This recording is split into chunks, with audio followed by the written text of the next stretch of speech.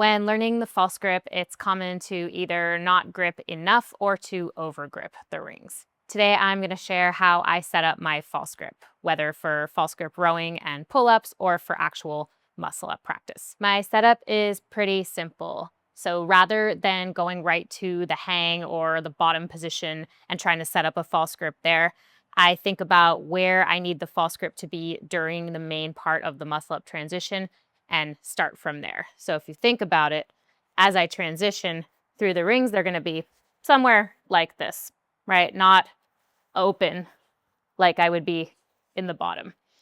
So I set my hands with that in mind, with my knuckles facing each other. I then position the palms, kind of the base of the wrist, right over the rings here.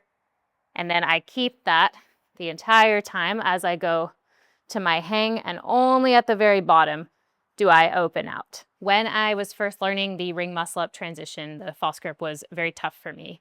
And by starting here and then going into the hang or the bottom of the row or whatever other drill, this helped me to make the false grip setup more consistent. And that's what really made it so I didn't have to worry so much. I kind of knew, okay, here's my placement.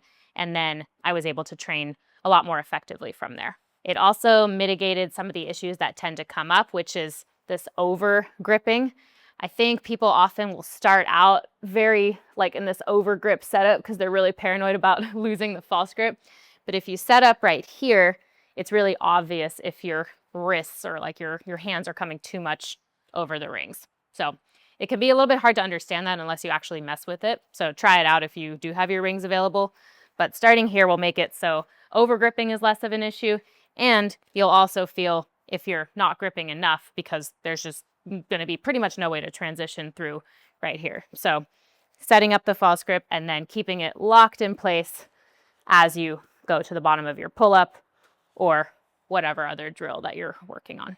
This is just one of my little tricks for muscle-up training. So of course you don't have to do this in order to succeed at the muscle-up, but I do recommend trying it out, especially if you feel that your false grip is inconsistent, you're over gripping, you're tearing the skin here, whatever's happening. Try it out and see if it does help you to make your false grip setup more consistent because it could be a game changer for you.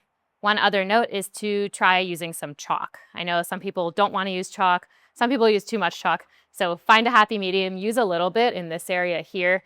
That should help you to really set in place, avoid slipping around too much on the rings, and really dial in your false grip setup.